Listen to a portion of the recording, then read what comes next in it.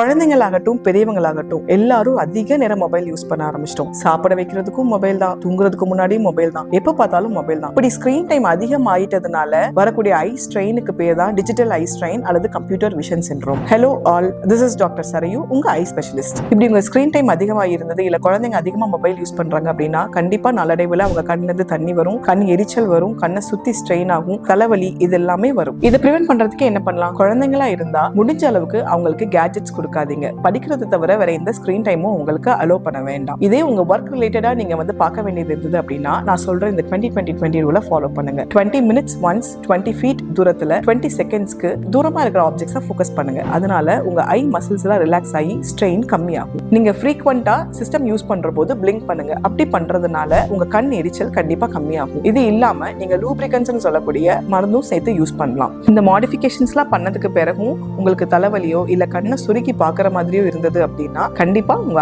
ஐ டாக்டரை கன்சல்ட் பண்ணுங்க. இந்த மாதிரி சிம்பிள் ஐ கேர் ரிலேட்டட் கண்டென்ட்க்கு என்ன ஃபாலோ பண்ணுங்க.